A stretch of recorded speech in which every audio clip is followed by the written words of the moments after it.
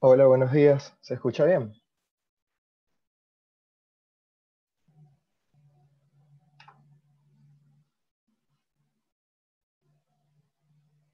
Aló. Aló, Ok. escucho. Fino. Bueno, nada, ya que el doctor Luis Isa está aquí adentro en la sala de Zoom, damos la bienvenida a la cuarta y última clase de este ciclo de clases llamado Homeschool con el doctor Luis Isea, que va a tratar sobre arritmias cardíacas, taquiarritmias y bradiarritmias. Eh, Puede comenzar cuando usted quiera, doctor. Muchas gracias. Ok, bueno, buenos días. Otro domingo, último domingo de esta serie de clasecitas que decidimos tener sobre en general patología cardiovascular. Voy a enfocarme fundamentalmente a taquiarritmias en la mañana de hoy. En la clase pasada creo que vimos muchísimas cosas y quizá fue un poquito overwhelming la cantidad de patologías valvulares que revisamos. Entonces quiero como tratar de enfocarme en las cosas más relevantes que pueden ser más key, más clave de la interpretación de arritmias cardíacas. Bueno, el asunto de arritmias es un tema que puede ser tan largo como uno quiera. Un tema muy importante e interesante. Yo creo que lo más relevante para la práctica clínica inicial es ser capaz de reconocer las arritmias más severas, ¿no? Las arritmias con mayor potencial de degeneración en arritmias letales, especialmente lo que son las taquicardias ventriculares, fibrilación auricular siendo la más común, el taquicardias paroxísticas supraventriculares, también como una presentación de una arritmia común. Y bueno, evidentemente los ritmos de paro. Ahora, una aproximación grande a taquiarritmia, y esto es un algoritmo que creo que sí vale la pena recordar, es que tú puedes, primero recuerden que en general las arritmias se clasifican en bradiarritmias o taquiarritmias y es algo que va a depender de la frecuencia cardíaca. Si estás hablando de una frecuencia on the slower side, en el lado lento, menos de 60 latidos por minuto, hablas de una bradiarritmia, donde tienes desde bradicardia sinusal, en la cual sencillamente todos los complejos PQRS se ven exactamente igual, solo que van a estar a una frecuencia más lenta. Pero tienes una P seguida de un QRS en absolutamente todos los complejos, ya que es el nodo sinusal el que está comandando, el que está dando la luz verde para que el impulso cardíaco se origine. Luego tienes los diferentes bloqueos AB, que van desde el bloqueo AB de primer grado, segundo grado y tercer grado, lo cual pues fundamentalmente va a depender de cómo se tranca la propagación del impulso viniendo del nodo sinusal hacia los ventrículos. Entonces esto va a afectar el intervalo PR en el contexto de un bloqueo AB de primer grado, o bien va a generar un bloqueo absoluto de la propagación de las ondas del impulso cardíaco hacia los ventrículos, saltando QRS o de forma random o de forma predecible de acuerdo al bloqueo tipo 2, MOVITS 1, MOVITS 2, hasta sencillamente generar un bloqueo absoluto de la comunicación auriculoventricular en un bloqueo de tercer grado. Ahora, pasando a las taquiarritmias, enfocándonos en las taquiarritmias. Las taquiarritmias se pueden clasificar de acuerdo a la longitud o a la amplitud, mejor dicho, de los complejos QRS estrecho o del QRS ancho. Recordando que estamos hablando on the rapid side of the heartbeat, estamos hablando por encima de 100 latidos por minuto. En este caso, recordando que el ritmo sinusal usualmente mantiene una frecuencia entre 60, 90 o a 100 latidos por minuto. ¿Por qué es interesante describir las taquiarritmias de acuerdo a la longitud del QRS o a la amplitud del QRS? Porque esto se relaciona mucho con el origen y la propagación del impulso arrítmico en este caso. Recuerden que cuando el QRS es la parte del complejo, bueno, es la onda electrocardiográfica que se asocia con la despolarización de los ventrículos. Normalmente la despolarización de los ventrículos es conducida a través de rutas específicas del sistema de conducción, como lo que son las ramas de las de His y las fibras de Purkinje, lo cual genera una conducción rápida que garantizan que el QRS dure poquito, dure más aproximadamente 2 cuadritos, que es 0.08 o 0.10 segundos. Si existe algún problema en la conducción ventricular o si ocurre un latido ectópico o si la arritmia es de origen ventricular, pues en ese caso, la conducción de ese impulso arrítmico no sigue las rutas de conducción tradicionales y estamos hablando de una taquicardia de QRS ancho. Por ende, la primera gran cosa que tú puedes decir es que de acuerdo a la longitud, a la amplitud del QRS, pueden ser estrechos o anchos y eso te ayuda a identificar si el problema es supraventricular, viene de las aurículas o viene de algún lado por encima del nodo AB o si el problema es ventricular. Una de las primeras cosas fáciles que puedes identificar. Luego, si tú tienes una taquiarritmia de QRS estrecho, tú las puedes subclasificar de acuerdo a la regularidad del ritmo. ¿Son regulares o irregulares? Y eso va a depender del intervalo que tú tengas entre los diferentes QRS. Cuando hablas de taquiarritmias regulares, las más comunes son taquicardia sinusal, que es la más común de todas estas, las taquicardias supraventriculares, como las taquicardias paroxísticas supraventriculares, y el flutter auricular. Cuando entras al mundo de las taquiarritmias irregulares, la más importante para recordar siempre es fibrilación auricular. Es la más importante, es una de las cosas más fáciles para identificar AFib. Es ver que el ritmo es rápido, es de QRS estrecho, pero el intervalo, la separación entre los QRS varía de latido a latido.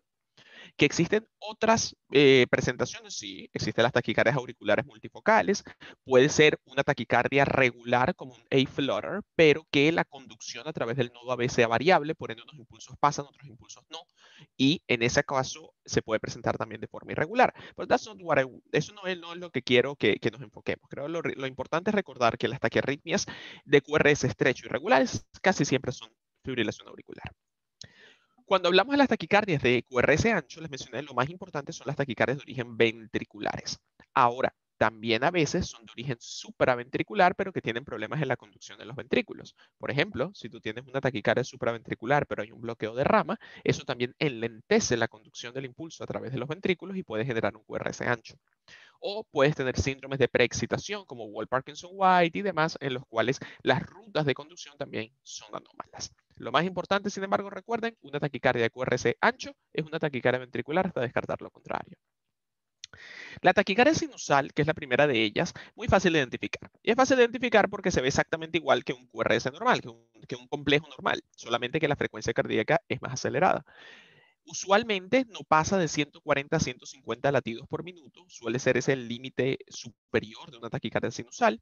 En general, solemos saber por qué se origina, suele ser causada por factores psicológicos, pacientes que están teniendo ansiedad, ataques de pánico, están en situaciones de dolor, o como causas patológicas, pues muchísimas cosas que generan una activación del sistema nervioso simpático. Y esto incluye desde hipoxia, pacientes anémicos, pacientes febriles, hipovolemia, una de las causas más frecuentes, cualquier tipo de estado de shock, tirotoxicosis con un aumento con hipertiroidismo, drogas estimulantes como cocaína, anfetaminas, cafeína, etc.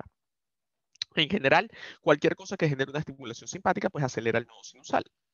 A nivel electrocardiográfico es muy sencilla. Todas las ondas P tienen un QRS y todos los complejitos QRS se ven normales.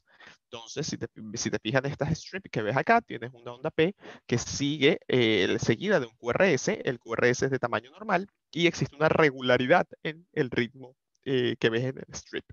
En este caso, la frecuencia es aproximadamente 140 a 150, pero les repito, hay un P seguido de un QRS que se ven normales. Usualmente no genera ningún tipo de síntomas, pero puede presentarse como palpitaciones. Y el tratamiento en general se dirige a la causa subyacente que tenga el paciente. Es una de las cosas más típicas que no ven unos pacientes hospitalizados. El monitoreo es taquicardia. Todos los pacientes tienen 110, 120 de frecuencia y lo primero es tratar de pensar por qué este paciente está taquicárdico. ¿Será que es un paciente quirúrgico que tiene dolor y no tiene un buen manejo de dolor? ¿Será que el paciente está anémico? ¿Estará hipovolémico? ¿Estará deshidratado? ¿Estará hipóxico? Etcétera. Y usualmente cuando arreglas esa causa de base, las cosas mejoran. Pasando a las taquicardias paroxísticas supraventriculares. Esto es un medio complicado, pero no quiero que nos enredemos acá. Esto sencillamente implica un foco ectópico de disparo que se encuentra por encima del nodo AB, que genera ese foco arrítmico, todos esos disparos anómalos que se originan o por un foco ubicado por encima del nodo AB o por circuitos de reentrada que se presentan a lo largo del nodo auriculoventricular. Y vamos brevemente a describir esto. Fíjate, usualmente, cuando tú tienes acá, sí, vamos a ver aquí en la parte superior izquierda. Este es el nodo sinusal, este es el nodo AB. Normalmente el impulso se conduce del nodo sinusal al nodo AB, a las de His, las ramas, etcétera, etcétera. Lo que pasa en las taquicardias paroxísticas supraventriculares, en muchos casos, son circuitos de reentrada que se dan alrededor del nodo AB. No vale la pena hablar de los mecanismos fisiopatológicos de la reentrada, va más allá del scope, del alcance de lo que quiero hablarles, pero lo que significa es que el impulso, cuando va conduciéndose por acá, por el nodo AB, él entra como en un circuito redundante a través del cual el impulso se conduce para abajo a través de His y sus ramas, pero al mismo tiempo el impulso encuentra una ruta para regresarse. De esta manera se perpetúa un ciclo anómalo de despolarización de conducción recirculante del impulso a lo largo de ese nodo AB, que perpetúa una despolarización anómala de esas estructuras supraventriculares. Eso se llama una taquicardia de reentrada a través del nodo auriculoventricular y es la taquicardia paroxística supraventricular más común de todas. ¿Existen otras maneras? Sí, pero no vale la pena tanto hablar de esto. Como les dije, puede haber un foco ectópico acá que esté disparando o puede haber un circuito de reentrada que se da a través de otras áreas de conexión anómalas entre la aurícula y el ventrículo en tractos anómalos de conexión, que es lo que llamamos parte de los circuitos de preexcitación. El punto es que en general estas cosas de aquí, esto no vale la pena hablar, estas cosas de aquí se te manifiestan como un ritmo regular con un QRS estrecho, pero que tiene dos cositas importantes. Primero, la frecuencia cardíaca es bien alta. Recuérdense que les dije que en la taquicardia sinusal yo sueles llegar hasta 140, 150. Aquí te estás mandando más para arriba. Te mandas a 180, 200, 220 inclusive. Y lo segundo grande, por lo general, no ves las ondas P. Las ondas P, recuerda que viene de la despolarización normal sinusal, del nodo sinusal, pues en este caso no se ven porque suelen estar o embebidas o enterradas entre lo que es el QRS y la onda T o tienen una forma anormal. Entonces, cuando ustedes vean esto, fíjate acá esta strip que tienes acá.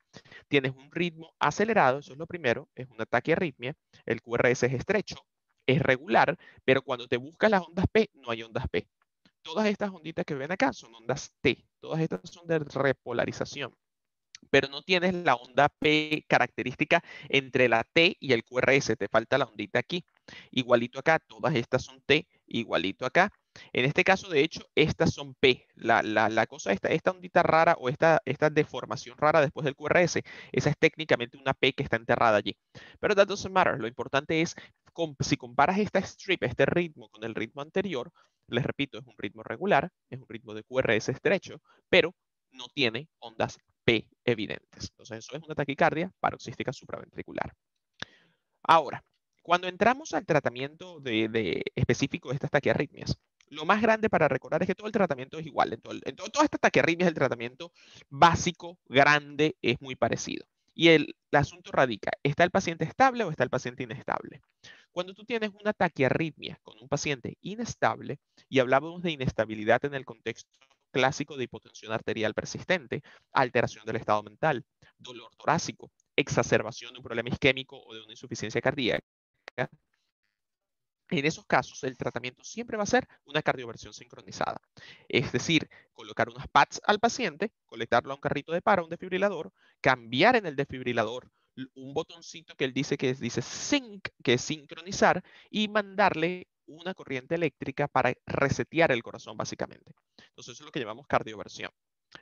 Es decir, toda taquiarritmia inestable se trata con cardioversión. Cuando el paciente está estable, aquí el asunto puede variar un poquito, pero lo primero grande, les repito, eso es una máxima para siempre recordar, toda taquiarritmia inestable se cardiovierte. Un asunto, esto es distinto a defibrilar.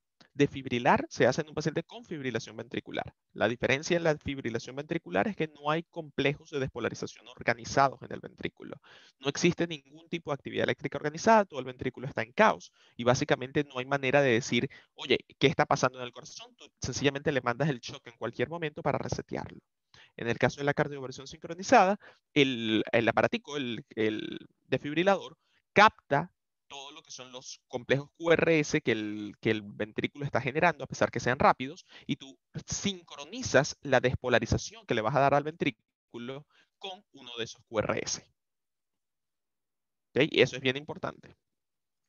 Ajá. Entonces, en el caso de las taquiarritmias, como les dije, todas con inestabilidad hemodinámica se cardiovierten.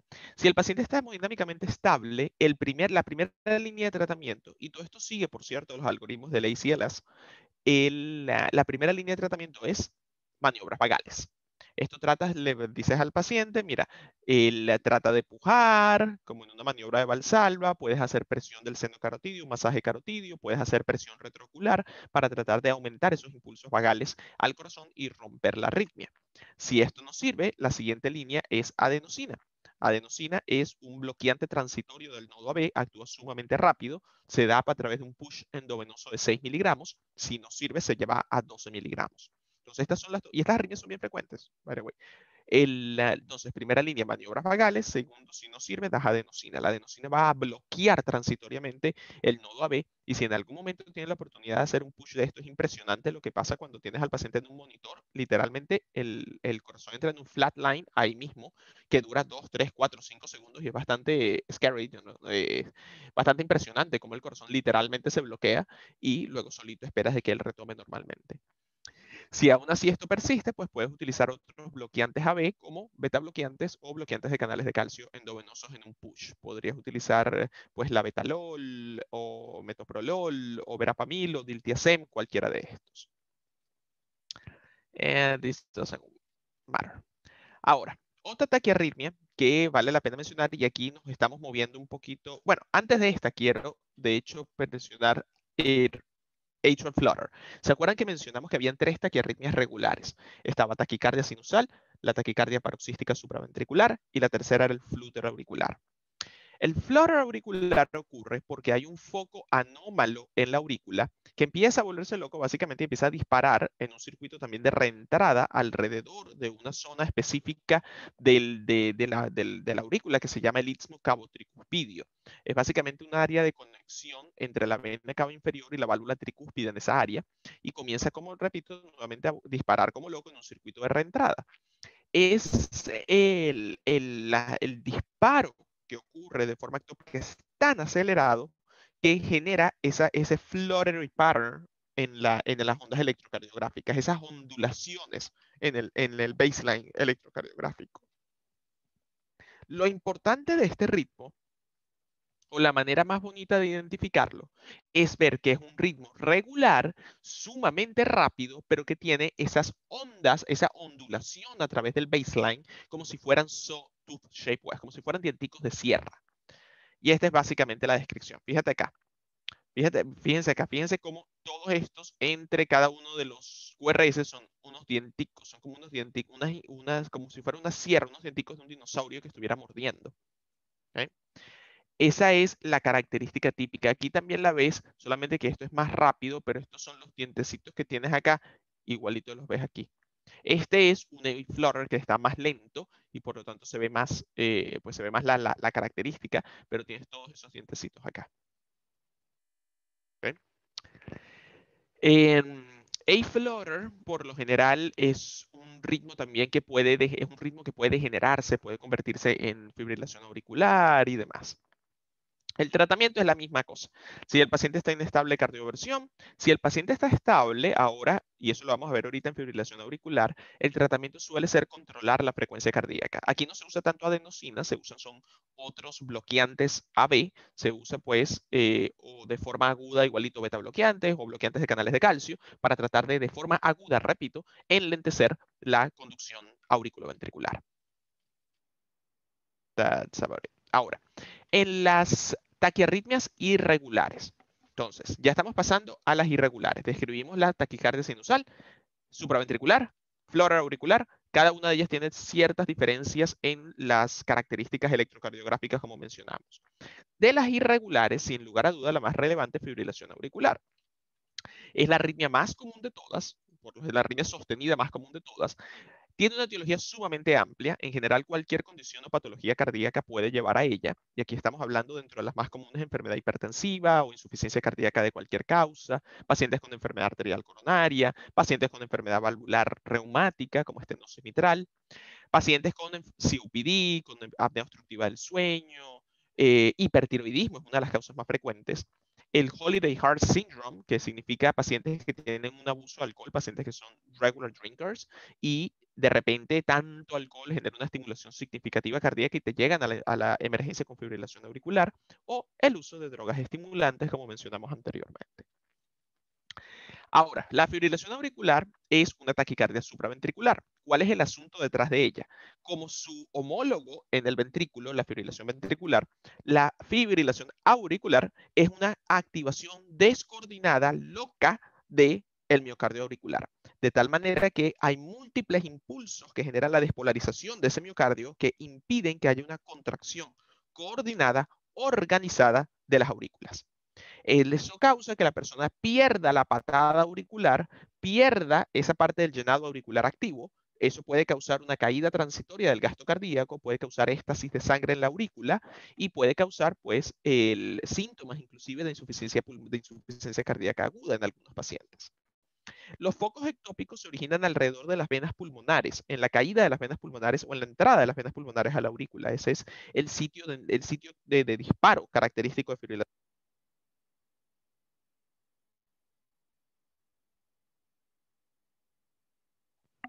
El, usualmente el asunto es que la frecuencia auricular es tan acelerada que el nodo auriculoventricular no permite que todos los impulsos pasen. Y eso es lo que genera un ritmo irregular. Unos pasan, otros no pasan, y eso es lo que termina causando que haya un intervalo diferente.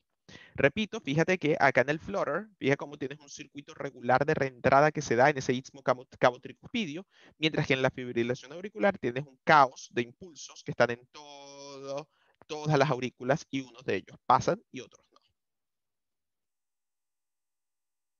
En el electrocardiograma, dos cosas que son importantísimas. Es un ritmo irregular y no hay ondas P.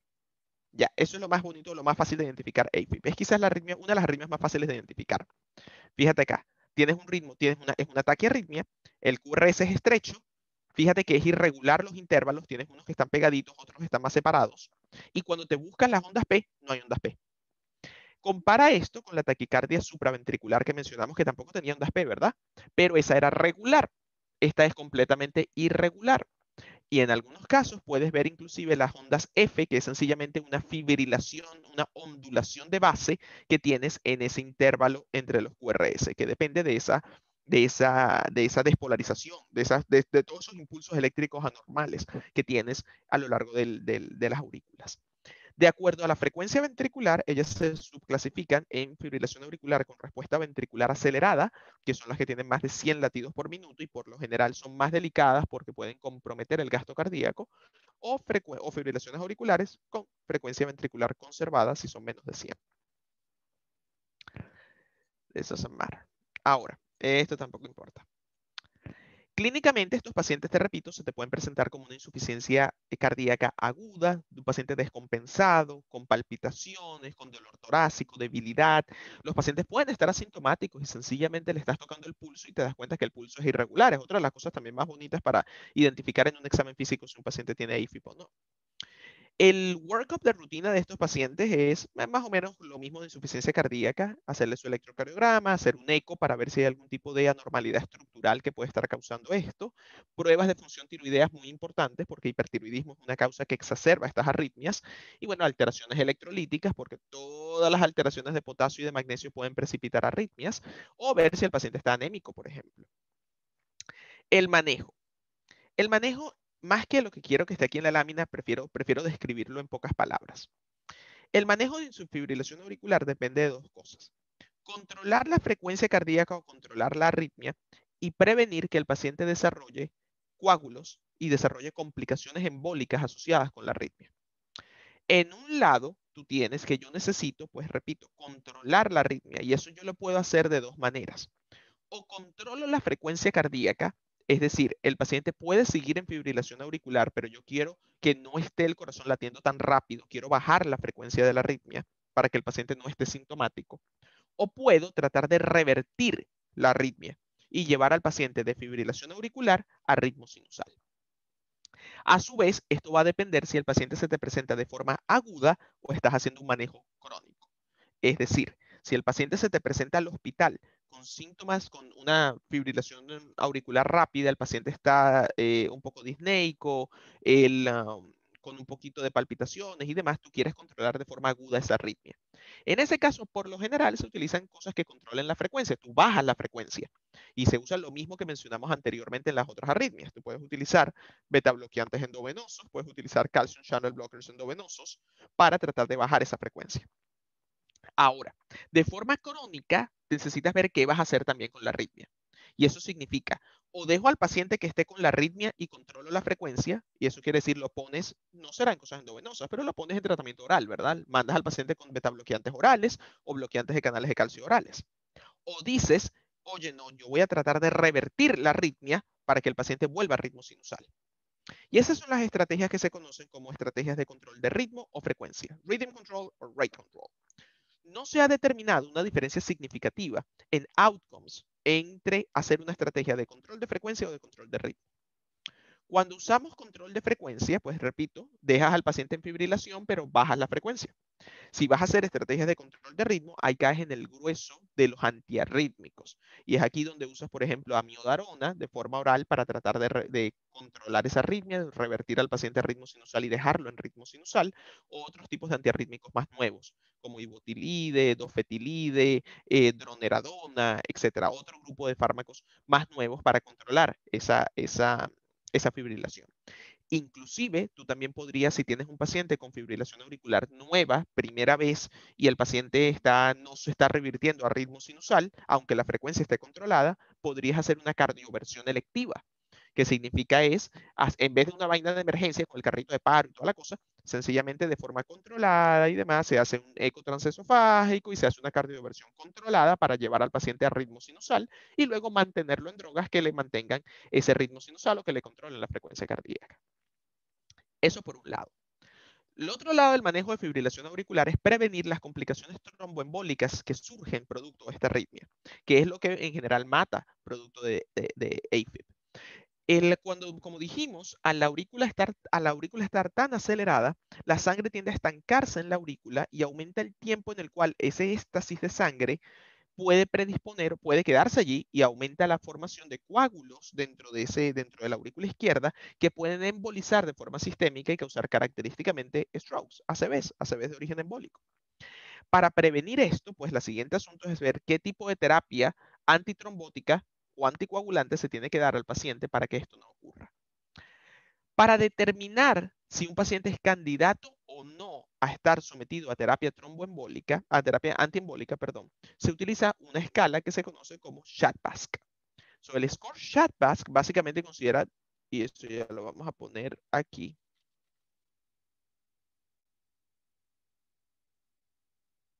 Este es nuestro score. SHAD-BASC es un score que considera diferentes cosas. Tiene el paciente insuficiencia cardíaca, hipertensión, edad más de 75 años, tienes diabetes mellitus, tienes historia de strokes, tienes historia de eventos vasculares, o edad entre 65 y 74, o si eres de sexo femenino. Estos puntos se toman en consideración a esto. Todos estos son factores que aumentan el riesgo de stroke o de eventos embólicos en presencia de la arritmia. Si tienes un score más de 2 en hombres o 3 en mujeres, tienes indicación para administrar terapia anticoagulante. Y esto significa, pues, comenzar al paciente en un anticoagulante. ¿Qué anticoagulantes se usan para el manejo de fibrilación auricular? Los mismos que para manejo de eventos tromboembólicos venosos. Tú puedes utilizar como primera línea, actualmente son los anticoagulantes orales, los anticoagulantes orales de acción directa, que son los NOACs, son básicamente inhibidores del factor 10A, que esto incluye a rivaroxaban, apixaban, o si no hay disponibilidad de eso, pues puedes utilizar inhibidores de trombina, o si no hay disponibilidad de eso, puedes utilizar warfarina, la de good old warfarin. Entonces, básicamente es comenzar al paciente en terapia anticoagulante. Repito, puedes utilizar como primera línea inhibidores del factor 10A. Son drogas mucho más estables, son drogas que no tienes que monitorear su efectividad a través del INR. Por ende, puedes sencillamente comenzarlas y mantener al paciente tomando su medicina todos los días. Y esto es rivaroxaban y apixaban. O si el paciente son medicamentos en verdad bastante costosos, en Venezuela debe haber mucha limitación a su acceso, si no puedes utilizar warfarina. Warfarina es sumamente efectiva. Recuerden del asunto de la warfarina, ella bloquea la producción de los factores de coagulación dependientes de vitamina K en el hígado y su efectividad se monitorea a través del INR. Entonces, el target INR que se usa en estos pacientes es de 2 a 3. Comienza la warfarina, monitoreas el INR y cuando el paciente está en un INR terapéutico te quedas tranquilito. ¿Eh? Ok, es más fácil que todo lo que teníamos acá. La siguiente cosa que quería mencionar es un poco acerca de los síndromes de preexcitación, que es el síndrome de Wolff-Parkinson-White. So, el sistema de conducción normal entre las aurículas y los ventrículos involucra esa despolarización del nodo sinusal, la transmisión del impulso al nodo auriculoventricular y a partir de aquí, pues la transmisión a través de los haz de His y de las de His y todo lo demás. El problema de los síndromes de preexcitación es que existe una vía accesoria de comunicación entre la aurícula y el ventrículo. Es decir, en vez de todos los impulsos pasar a través del nodo AB, existen estas rutas anómalas de comunicación entre la aurícula y el ventrículo. Por ende, los impulsos no solamente pasan por acá, por el nodo AB, sino que pueden bypassar esto y pasar a través de esa ruta accesoria. Por eso se llaman preexcitación, porque tú tienes una parte de los ventrículos que se excita, que se despolariza de forma anómala antes de que el impulso le llegue por acá. Entonces viene un impulso por acá, pasa por esta ruta accesoria y se despolariza este pedazo del ventrículo antes de que le llegue el impulso que viene por el nodo AB. Característicamente eso genera primero un QRS ancho, porque la despolarización de los ventrículos ahora tarda más, y genera esta slurred wave, esta onda doblada, esta deflexión, como si fuera una rampita de una montaña rusa que se conoce como la onda delta.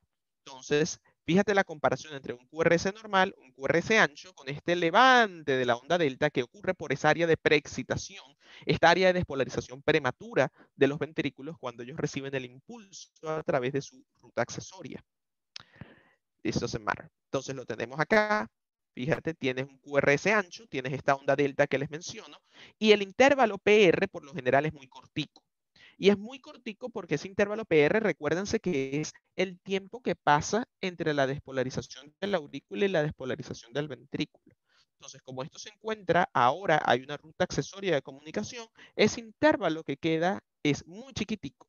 Entonces, es un PR corto con una onda delta y un QRS ancho. Lo puedes ver acá.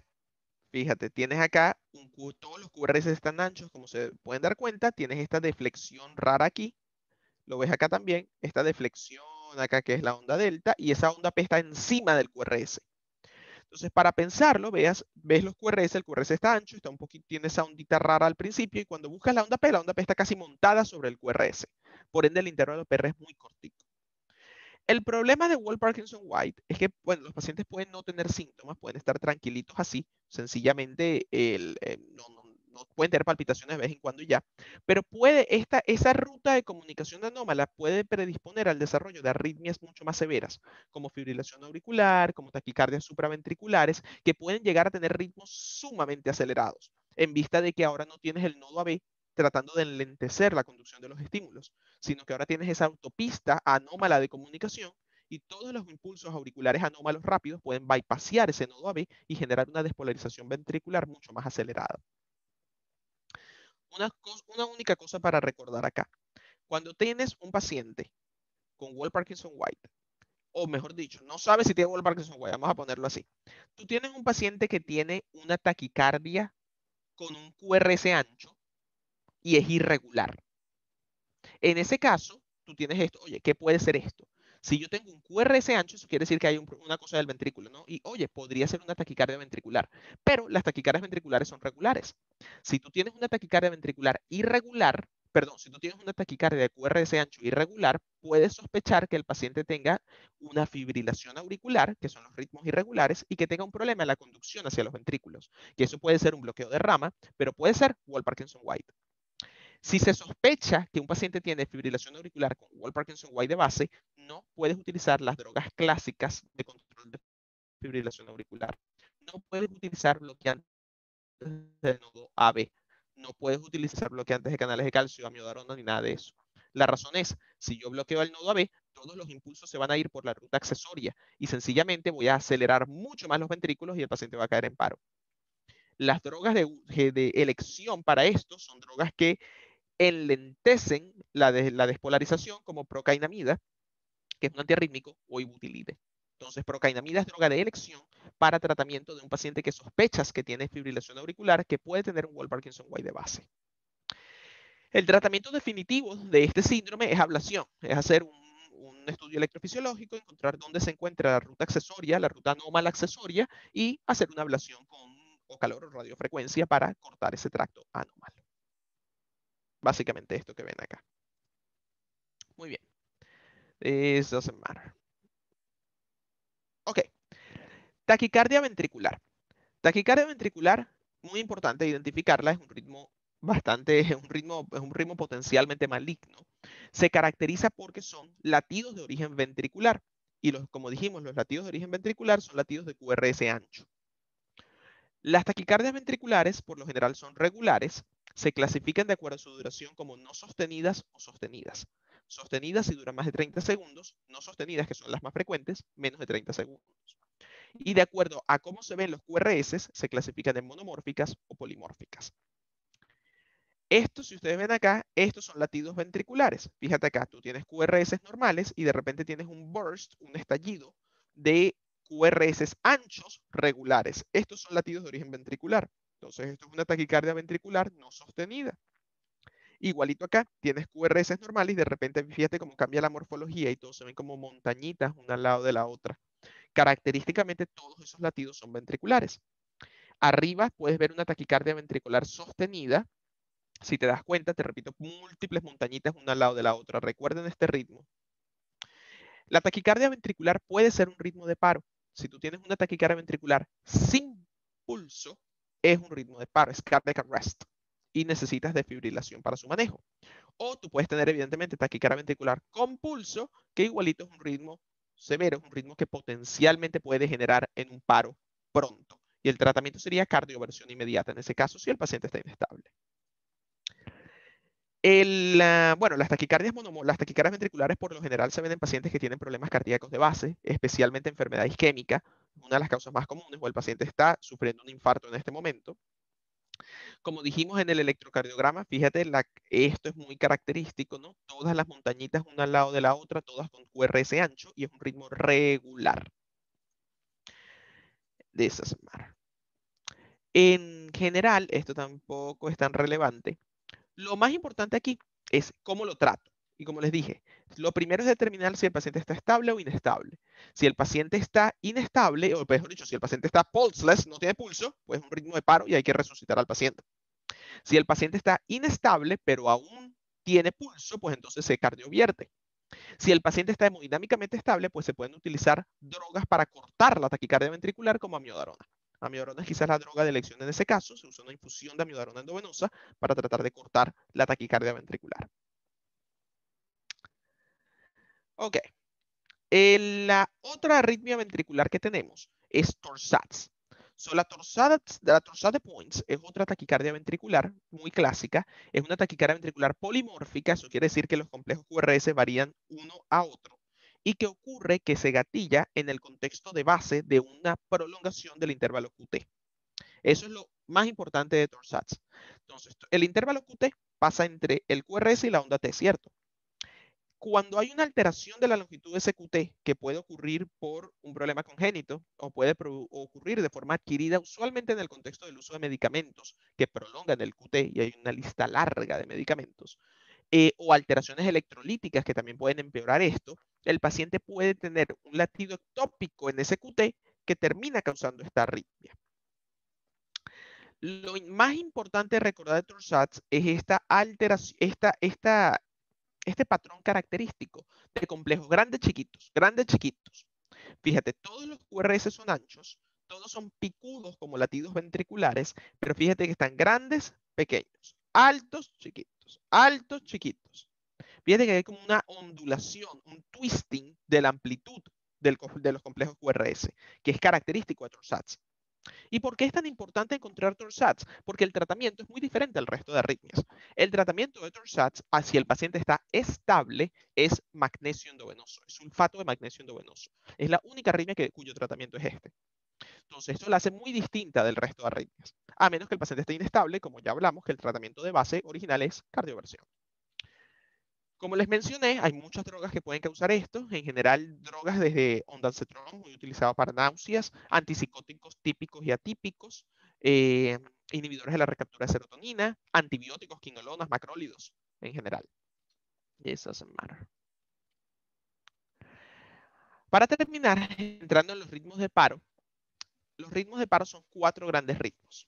Son fibrilación ventricular. Recuerden que en fibrilación ventricular hay un caos completo de la actividad eléctrica, y ya vamos a ver una fotico de eso. No hay manera de identificar ningún tipo de ritmo. Taquicardia ventricular sin pulso, que ya vimos que es una actividad regular de todos esos QRS. Y del otro lado, asístole, que es una línea plana, y actividad eléctrica sin pulso. Actividad eléctrica sin pulso significa la presencia de una actividad eléctrica organizada en el monitor. Fíjate que esto se ve como un ritmo sinusal en ausencia de pulso. ¿Por qué es importante esta clasificación? Porque hay ritmos que se defibrilan y ritmos que no se defibrilan. Los ritmos susceptibles a defibrilación son la fibrilación ventricular y la taquicardia ventricular sin pulso, mientras que la asístole y la actividad eléctrica sin pulso son ritmos no defibrilables. Por ende, solamente se da epinefrina. Entonces, como mencionamos, en fibrilación ventricular sencillamente hay un caos de la actividad eléctrica. Fíjate que tú vienes de una actividad organizada, por ejemplo acá que es BTAC, taquicardia ventricular, y luego caes en esto, que esto no tiene sentido. Es sencillamente una ondulación a lo loco de todos los ventrículos que impiden que haya un gasto cardíaco, impiden que haya una contracción orgánica.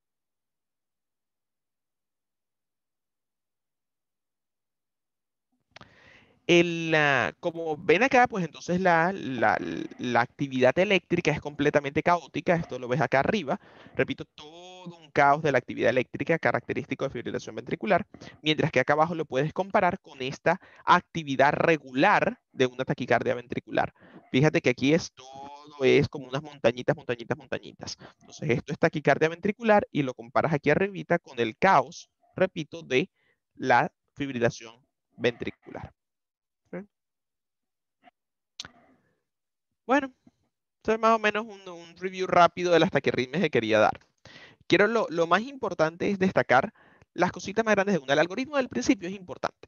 Porque te dice, si yo veo, tengo una arritmia, es una taquirritmia, es QRS estrecho, es QRS ancho. Si es QRS estrecho, ¿es regular o es irregular? Si es irregular, va a ser 90% de los casos fibrilación auricular. Si es regular, pues veo, ¿hay ondas P o no hay ondas P? Si hay ondas P, es una taquicardia sinusal. Si no hay ondas P, es una taquicardia supraventricular. Si lo que hay son esas sawtooth wave, esos dientecitos, es un flutter. Cuando pasa las taquicardias de QRS ancho, las mayorías van a ser taquicardias ventriculares, si son todas estas montañitas que ustedes ven. Si no, pues entonces puede ser una fibrilación auricular anómala, que es una preexcitación y una cosa de estas más complicadas, pero que es menos relevante quizás de determinar allí. Y la otra cosa grande es todas las taquiarritmias inestables se cardiovierten.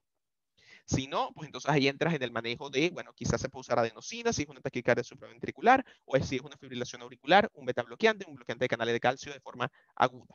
Y después la fibrilación auricular, pues decides cómo la vas a manejar. Voy a controlar frecuencia, voy a controlar ritmo y pensar si el paciente requiere o no terapia anticoagulante de acuerdo a la interpretación del CHA2DS score. 3 o más en mujeres, 2 o más en hombres, requieres anticoagulación.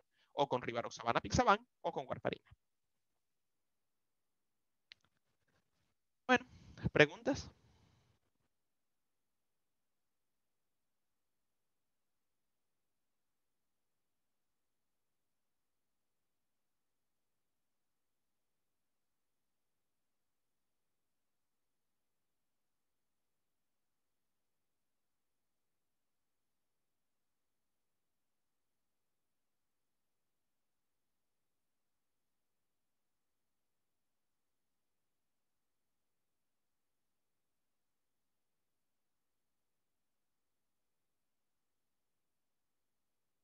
La inestabilidad, Rafael, depende de hipotensión, como mencioné antes, hipotensión, alteración del estado mental, dolor torácico o la sospecha de un evento isquémico o de una insuficiencia cardíaca aguda.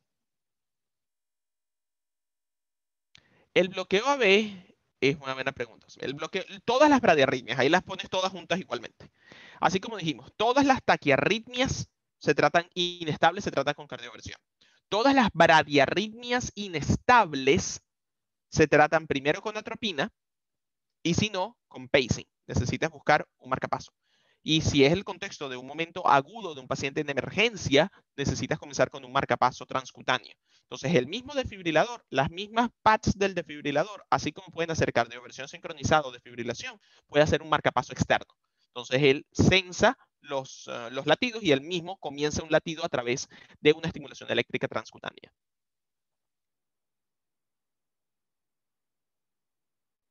El Torsat de Points, no. So, Kristen, la manera de revertir Torsats, repito, es con magnesio endovenoso. Y la arritmia sinusal respiratoria, sí, siempre fisiológica. Cuando hablas de arritmias sinusal respiratorias, ese cambio, ¿no? Es un paciente que tiene una variación en la longitud de los intervalos QRS con la inspiración y con la expiración. Y siempre y cuando te estés dentro de la frecuencia cardíaca normal y no haya ninguna otra alteración en fisiológica. At least to my understanding.